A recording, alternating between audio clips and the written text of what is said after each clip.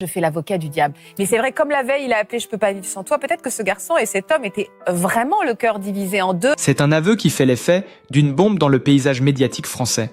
Faustine Bollaert, visage familier du petit écran, a enfin brisé le silence. Après son divorce douloureux, l'animatrice adorée du public vient de confier pourquoi elle ne se remariera jamais. Une révélation choc qui sidère ses fans et bouleverse l'opinion. Née à Paris en 1969, Faustine Bollaert s'est imposée comme l'une des animatrices les plus populaires de sa génération. Avec son sourire lumineux, sa voix chaleureuse et sa capacité unique à recueillir les confidences des autres, elle est devenue au fil des années la confidente de la France. Depuis 2017, elle présente l'émission. Ça commence aujourd'hui sur France 2, un programme centré sur des récits de vie intenses et bouleversants. Son empathie sincère, sa proximité avec les anonymes et sa force de résilience en ont fait une figure incontournable de la télévision. Mais derrière cette image rassurante et solaire, Faustine Bollaert portait un secret, une blessure intime soigneusement cachée. Aujourd'hui, cette blessure explose au grand jour. Après son divorce, la présentatrice a décidé de tout dire, les véritables raisons qui la pousseront à ne plus jamais croire en l'institution du mariage. Un aveu frontal, sans détour, qui renverse toutes les certitudes et projette une lumière crue sur la vie privée d'une femme que le public croyait connaître. La nouvelle a immédiatement embrasé les réseaux sociaux. Des milliers de messages ont afflué en quelques heures. Comment est-ce possible ? Faustine, toi qui incarnais l'amour et l'écoute, tu renonces au mariage ? Les hashtags #LaBorpep, Faustine, Bollaert et l'éco-révélation choc se sont hissés en tête des tendances. La presse, elle, parle d'un séisme sentimental. Des journaux titrent à la une. Faustine Bollaert brise ses chaînes, l'animatrice préférée des Français dit non à l'amour officiel. Les réactions sont à la hauteur de l'événement. Les fans oscillent entre incompréhension et compassion. Les commentateurs télé s'interrogent. Faustine est-elle devenue le symbole d'une génération désabusée par les échecs conjugaux ? Ou au contraire, une voix courageuse qui ose dire tout haut ce que beaucoup pensent tout bas ? Quoi qu'il en soit, une chose est certaine. La confession de Faustine Bollaert marque un tournant majeur dans sa vie personnelle comme dans son rapport au public. Elle, qui a recueilli tant de confidences sur son plateau, vient de livrer la sienne, brutale et libératrice. Et ce geste déjà fait couler des torrents d'encre. La révélation de Faustine Bollaert a ouvert une plaie béante. Car derrière l'animatrice souriante, symbole d'écoute et de bienveillance, se cachait une femme prisonnière de ses propres souvenirs, ceux d'un mariage qu'elle décrit désormais comme un véritable enfer conjugal. Le spectre de Maxime Chatham, son ex-mari, plane encore sur chaque mot. Selon Faustine, la relation fut marquée par des tensions constantes, des incompréhensions violentes et une atmosphère étouffante qui, jour après jour, rongeait sa confiance en l'amour. Elle parle d'années volées, de soirées passées à pleurer dans le silence, d'un foyer où l'insécurité émotionnelle avait remplacé la tendresse. Derrière les apparences d'un couple d'intellectuels, d'union entre une animatrice adorée et un écrivain à succès, se cachait une réalité brutale. Disputes interminables, reproches incessants, jalousie sourde. Les confidences oxyrantes sont glaçantes. Elle raconte ces instants où, même au plus fort de sa carrière, elle rentrait chez elle le cœur serré, craignant une remarque cinglante ou une indifférence glaciale.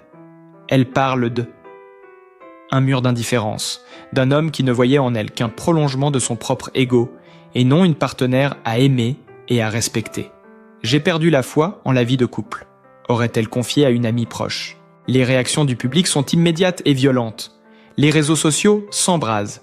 Comment un auteur qui prône l'imaginaire sombre pouvait-il créer un tel cauchemar réel ? Écrit une internaute. « Faustine, tu n'aurais jamais dû endurer ça », ajoute un autre. Le hashtag #Justice pour Faustine explose en quelques heures, témoignant d'une vague de soutien sans précédent. Les médias dissèquent chaque détail. Des photos anciennes refont surface, montrant Faustine aux côtés de Maxime Chatham lors d'événements officiels. À l'époque, son sourire paraissait radieux, mais aujourd'hui, à la lumière de ces révélations, certains n'y voient déjà la trace d'une souffrance contenue, un regard fuyant, une main crispée. Les émissions de télévision rediffusent d'anciennes interviews où Faustine, interrogée sur sa vie privée, répondait par des phrases évasives, presque mécaniques. Nous étions différents, lâchait-elle. Une phrase qui, à l'époque, semblait anodine, mais qui prend désormais des allures de cris étouffés. Les proches confirment les tensions. Une collègue de longue date révèle « Elle arrivait parfois sur le plateau les yeux rougis. Elle disait qu'elle avait mal dormi, mais je savais que c'était autre chose. » Un ami du couple confie « Maxime avait un caractère dur, dominateur. Faustine subissait plus qu'elle ne vivait. » Ces témoignages, diffusés dans la presse, donnent une ampleur tragique à la confession de l'animatrice. La fracture psychologique est irréversible. Faustine explique que cette expérience a définitivement détruit sa vision du mariage. Pour elle, s'unir à nouveau serait comme replonger dans un gouffre dont elle a mis des années à s'extraire. Elle avoue être hantée par des cauchemars récurrents, revivant les scènes de disputes et d'humiliation. « Je ne veux plus jamais remettre ma liberté entre les mains de quelqu'un », déclare-t-elle avec une froide lucidité. Le monde médiatique s'émeut. Dans une tribune publiée par Le Parisien, une chroniqueuse écrit « En révélant son enfer intime, Faustine ne parle pas seulement d'elle, elle parle pour toutes les femmes piégées dans des unions toxiques. » Sur France 2, des collègues lui adressent des messages de soutien en direct, certains au bord des larmes. L'affaire dépasse le simple cadre du témoignage personnel. Elle devient un symbole, un révélateur des blessures invisibles derrière les sourires télévisés. Les débats s'intensifient. Certains saluent pour son courage.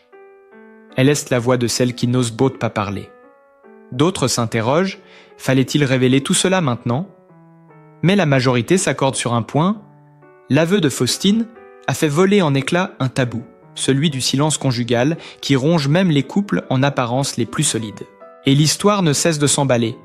Des journalistes promettent de nouvelles révélations, des archives oubliées, des confidences inédites qui pourraient encore accentuer la tempête.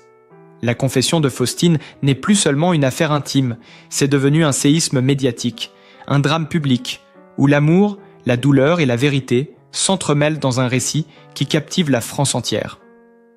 Le séisme médiatique déclenché par les confidences de Faustine Bollaert ne faiblit pas. Au contraire, il s'amplifie et prend désormais une tournure quasi nationale. Chaque plateau télé, chaque émission de radio, chaque site d'information en ligne se saisit de l'affaire. On ne parle plus seulement d'une animatrice qui refuse de se remarier, on parle d'un scandale sentimental qui déchire l'opinion publique. Les médias français en première ligne, sur les unes, des titres chocs fusent, Faustine brise ses chaînes, les blessures invisibles d'un mariage toxique, quand l'amour devient prison. Les talk-shows invitent psychologues, écrivains et anciens collègues à commenter la confession. Les plateaux deviennent des arènes. Certains experts saluent une parole libératrice, d'autres s'inquiètent du violent voyeurisme médiatique qui entoure cette affaire. Les réseaux sociaux en ébullition. Sur Twitter, les hashtags #justice pour Faustine et Asylum mariage toxique dominent depuis plusieurs jours. Des milliers de femmes partagent leurs propres expériences de mariage douloureux, se reconnaissant dans le récit de l'animatrice. « Elle a eu le courage que je n'ai jamais eu », écrit une internaute. D'autres, au contraire, accusent Faustine d'entacher publiquement la réputation de son ex-mari, alimentant une fracture violente entre soutien et sceptique. Les célébrités s'expriment à leur tour. Nagui, ami de longue date, publie un message sobre « Toute ma solidarité, Faustine, ton courage est immense ». Karine Le Marchand salue « Une voix forte pour toutes celles qui n'osent pas encore parler ». A l'inverse, quelques écrivains proches de Maxime Chatham dénoncent une mise en scène médiatique provoquant un tollé immédiat. Le monde artistique et littéraire se retrouve entraîné dans une polémique qu'il n'avait pas anticipée. Les images bombes ressurgissent. Un magazine publie une série de clichés inédits pris lors d'un festival littéraire. On y voit Faustine, crispée, le regard fuyant, tandis que Maxime Chatham s'affiche rayonnant, entouré de lecteurs.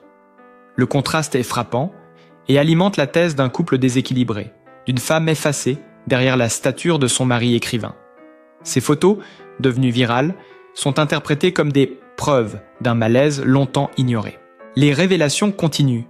Selon une source proche, Faustine aurait tenu pendant des années un journal intime où elle notait jour après jour les humiliations et les tensions subies. Des extraits circulent déjà, avec des phrases qui glacent le sang. je me sens invisible à ses yeux. Chaque sourire en public est un masque que je colle à mon visage. Ces lignes, diffusées dans certains médias, provoquent un choc émotionnel puissant auprès du public. La société tout entière s'en empare. Des associations féministes saluent un témoignage essentiel sur les violences psychologiques. Des débats sont lancés sur la nécessité de mieux reconnaître et sanctionner ces comportements.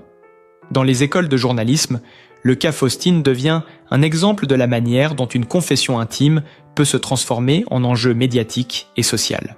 L'international s'en mêle. La BBC titre « French TV star expose her private hell ». En Espagne, El País parle de « Una confession brutale que estremece a Francia ». Aux États-Unis, The Washington Post consacre un article à la star de la télévision française qui a perdu foi en le mariage. Les réactions dépassent largement les frontières hexagonales. Faustine devient, malgré elle, le symbole mondial des blessures conjugales invisibles. La fracture est totale. D'un côté, une majorité qui applaudit le courage de l'animatrice, voyant en elle une femme qui ose mettre des mots sur l'indicible.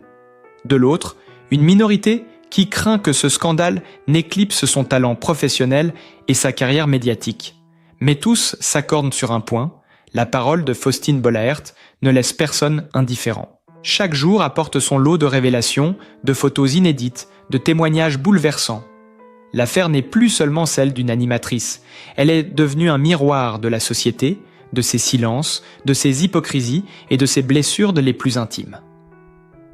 Le Courant à l'affaire Faustine prend des proportions inimaginables. Ce qui n'était au départ qu'une confession intime s'est mué en scandale national et international, nourri par de nouvelles révélations explosives et des documents présentés comme irréfutables. La France entière, et au-delà, l'Europe, vit désormais au rythme de cette tempête médiatique. Les documents secrets, exhumés. Selon un grand hebdomadaire français, des courriels privés attribués à Maxime Chatham circulent désormais dans certaines rédactions. Dans ces messages, l'écrivain tiendrait des propos d'une froideur glaçante. « Je n'ai pas le temps pour tes états d'âme. Concentre-toi sur ton émission, laisse-moi écrire en paix. » Bien que leur authenticité n'ait pas encore été confirmée, ces fuites sont reprises en boucle et interprétées comme la preuve de l'indifférence et du mépris que Faustine aurait subi. Les proches de Chatham sortent du silence. Certains amis défendent l'auteur, dénonçant un lynchage médiatique. Un confrère écrivain affirme « Maxime est exigeant et solitaire, mais pas cruel ». D'autres, au contraire, confient sous anonymat avoir été témoins de scènes tendues. Il pouvait se montrer cassant, dominateur, surtout lorsqu'il se sentait éclipsé par la notoriété grandissante de Faustine. Ces déclarations contradictoires nourrissent encore plus la polémique. Les images chocs envahissent les écrans. Une vidéo d'archives, tournée lors d'un salon littéraire, montre Faustine esquissant un sourire crispé, alors que son mari détourne ostensiblement le regard. Sur une autre séquence, lors d'une cérémonie publique, il l'interrompt sèchement devant les caméras. Ces images, ressorties des fonds d'archives, sont interprétées comme des signes précurseurs que personne n'avait su ou voulu voir. Les réactions de la sphère publique. Les personnalités se succèdent pour apporter leur soutien. Sophie Davant parle d'un témoignage salutaire pour toutes les femmes qui subissent en silence. Laurent Ruquier déclare « Faustine ne joue pas un rôle, elle se met à nu et c'est bouleversant ». Du côté politique, une députée appelle à « reconnaître les violences psychologiques comme une urgence nationale », citant directement l'affaire Bollaert. La dimension du scandale dépasse donc la simple sphère people pour devenir un sujet de société. Les fans en croisade. Sur les réseaux, des campagnes de soutien massives se mettent en place. Team Faustine devient un cri de ralliement. Des pétitions en ligne circulent pour protéger Faustine et dénoncer les violences invisibles. Certains fans organisent même des rassemblements symboliques devant les studios de France Télévisions, brandissant des pancartes « Tu n'es pas seul, merci pour ton courage ». La presse internationale s'empare du dossier. En Italie, la Repubblica parle d' Una confession dévastante. En Allemagne, Die Welt titre « Faustine Bollaert, le visage de la douleur cachée ». Aux États-Unis, le New York Times publie un long portrait de l'animatrice, décrivant son aveu comme « l'acte le plus courageux de sa carrière ». La comparaison est même faite avec des scandales historiques ayant marqué la libération de la parole des femmes. La famille Chatham prise dans la tourmente. Des membres du clan réagissent publiquement, certains avec colère, d'autres avec gêne. Une sœur de l'écrivain, interrogée, parle de « mensonge honteux », tandis qu'un cousin admet « Oui, Maxime pouvait être dur, il a un caractère entier ». Ces voix discordantes ajoutent encore de la confusion et accentuent la fracture entre défenseurs et accusateurs. Le monde culturel s'inquiète. Certains éditeurs craignent que la carrière de Chatham ne s'effondre sous le poids de ce scandale. Des librairies annoncent déjà des baisses de ventes, tandis que des maisons d'édition s'interrogent sur l'avenir de leur collaboration avec l'auteur. De son côté, Faustine devient malgré elle une figure de résilience et d'émancipation, invitée à s'exprimer dans des forums et conférences sur les violences psychologiques. Le clivage atteint son paroxysme. D'un côté, ceux qui voient en Faustine une héroïne moderne, une femme qui ose briser le silence et révéler l'enfer conjugal. De l'autre, ceux qui l'accusent de salir son passé et d'entraîner une chasse aux sorcières médiatique. Mais personne ne peut nier l'impact colossal de sa confession. La France est suspendue à chaque nouvelle révélation, à chaque témoignage inédit, à chaque image sortie des archives. Dans les rédactions, on murmure déjà que ce scandale pourrait entrer dans l'histoire comme l'affaire Tsarsotois. L'affaire Faustine, un cas d'école où la confession d'une femme célèbre aura bouleversé à la fois le paysage médiatique, la sphère culturelle et le débat de société. Et tout indique que l'onde de choc est loin d'être terminée. Jamais un témoignage d'animatrice télé n'avait provoqué un tel raz-de-marée médiatique. L'affaire Faustine est devenue, en l'espace de quelques jours, un phénomène mondial, un véritable champ de bataille où s'affrontent soutiens inconditionnels, sceptiques virulents et défenseurs acharnés de Maxime Chatham. La presse internationale en fait ses gros titres. Le New York Times publie en une « Faustine Bollaert, la voix brisée qui libère des millions de femmes ». En Espagne, El Mundo évoque Pox, un scandale sentimental sans précédent.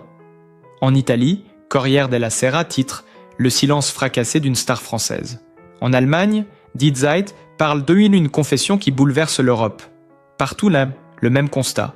Ce qui aurait pu rester une affaire privée est devenu un symbole planétaire de l'émancipation féminine et de la lutte contre les violences invisibles. Les partisans de Faustine se mobilisent massivement. Des milliers de messages de soutien affluent chaque jour. Sur Instagram, des célébrités affichent une photo d'elle avec la mention « Je suis Faustine ».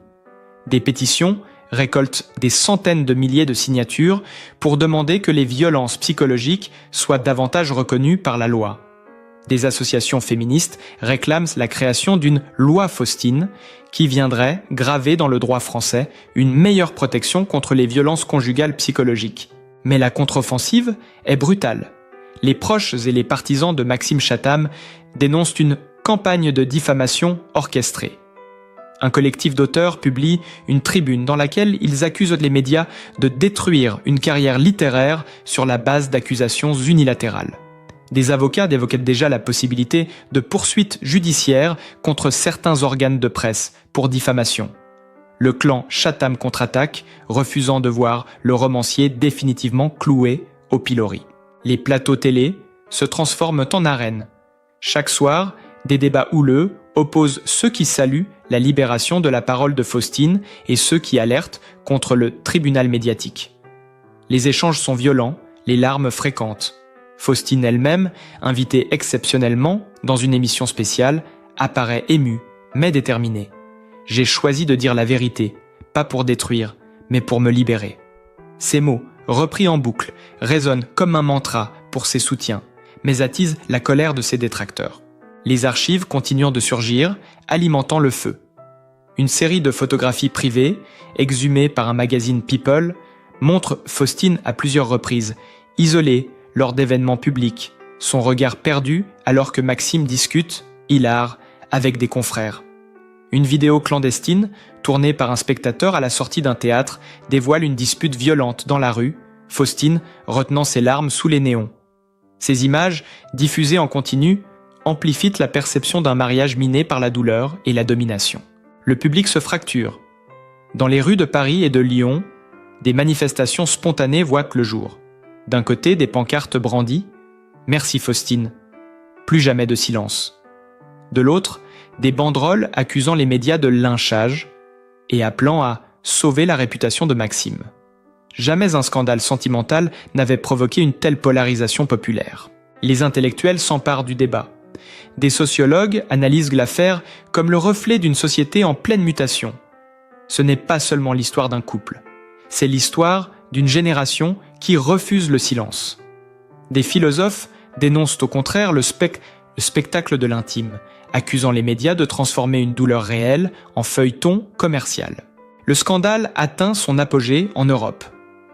Le Parlement européen, réuni à Strasbourg, voit même certains députés citer le nom de Faustine Bollaert pour illustrer l'urgence d'agir contre les violences conjugales psychologiques. Jamais une animatrice télé n'avait été invoquée dans un débat politique continental. Et dans cette tourmente, une chose devient claire. L'affaire Faustine n'est plus seulement française, elle est mondiale. Elle dépasse largement les protagonistes initiaux pour devenir une affaire de société, un miroir des fractures contemporaines. Les regards du monde entier sont braqués sur elle. Chaque mot, chaque image, chaque témoignage, attendu comme une nouvelle pièce à conviction, dans un procès symbolique dont l'issue semble encore imprévisible. L'affaire Faustine n'a toujours pas trouvé son point d'apaisement. Au contraire, chaque jour apporte son lot de révélations inédites, de contrefeux médiatiques et de réactions internationales, transformant ce qui semblait être une confession personnelle en un feuilleton planétaire haletant. La presse dévoile de nouvelles pièces du puzzle. Plusieurs médias affirment avoir eu accès à des extraits du fameux journal intime de Faustine Bollaert. Dans ces pages manuscrites, rédigées sur plusieurs années, l'animatrice décrit un quotidien marqué par la peur et l'amertume. « J'ai l'impression de disparaître chaque jour un peu plus », écrit-elle. Plus loin, une note glaçante. « Si je souris à l'écran, c'est pour oublier ce qui m'attend à la maison. » Ces révélations, publiées partiellement, confirment l'image d'un mariage vécu comme une épreuve destructrice. Les médias étrangers accentuent la pression. En Angleterre, The Guardian parle d'un cas emblématique de violence psychologique dans le couple. En Allemagne, Süddeutsche Zeitung compare l'affaire à des scandales ayant déjà marqué la vie politique et culturelle du pays. Aux États-Unis, des talk-shows populaires consacrent des segments entiers à Faustine, la présentant comme la femme qui a osé briser le masque de la célébrité. Le clan Chatham tente une contre-offensive organisée. Des avocats annoncent des actions en justice contre certains journaux accusés de publier des documents privés sans autorisation. Dans une interview exclusive, un proche de Maxime Chatham dénonce une cabale orchestrée et parle d'acharnement médiatique. Mais cette stratégie semble produire l'effet inverse. L'opinion publique, déjà acquise à Faustine, y voit une tentative désespérée d'étouffer la vérité. De nouveaux témoignages s'ajoutent. Une ancienne collaboratrice du couple confie à la télévision « Je l'ai vue pleurer plus d'une fois, juste avant d'entrer sur un plateau. Elle disait « Je n'y arriverai pas ». Et puis elle se maquillait, souriait, et tout le monde croyait à l'image parfaite. Un autre ami de longue date affirme « Faustine a toujours protégé ses enfants, même si elle devait se sacrifier ». Ces voix, désormais libérées, dressent le portrait d'une femme qui a enduré l'enfer en silence avant de trouver enfin la force de parler. Les réseaux sociaux se transforment en champs de bataille. Les hashtags « Je suis »,« Faustine » et « Pro Chathamgate » rivalisent en intensité. Les partisans de l'animatrice dénoncent la cruauté psychologique d'un mariage toxique, tandis que les défenseurs de l'écrivain crient à la diffamation. Des influenceurs, des journalistes et même des personnalités politiques prennent position, attisant encore la polarisation. Les images continuent de nourrir la polémique. Une chaîne française diffuse des séquences inédites filmées en coulisses lors d'un festival. Faustine apparaît tendue, la voix tremblante, tandis que Maxime l'ignore ostensiblement. Ces images, interprétées comme la preuve visuelle de son mal-être, deviennent virales. Les téléspectateurs sont bouleversés. « Comment avons-nous pu ne rien voir ?» s'interroge un commentaire devenu viral. Au-delà du scandale et des polémiques, une vérité demeure. Faustine Bollaert incarne aujourd'hui le courage et la dignité. Elle n'a pas seulement brisé le silence sur son propre passé, elle a ouvert une brèche pour des milliers de femmes qui se reconnaissent dans ces mots. Son refus du mariage n'est pas une fuite, mais un acte de résistance, une affirmation de liberté et d'indépendance. Dans ses larmes et dans ses aveux, c'est toute une société qui se reflète. Celle qui, trop longtemps, a minimisé les blessures invisibles. Faustine rappelle que derrière chaque sourire médiatique peut se cacher une douleur indicible, et que la vérité, même douloureuse, peut libérer.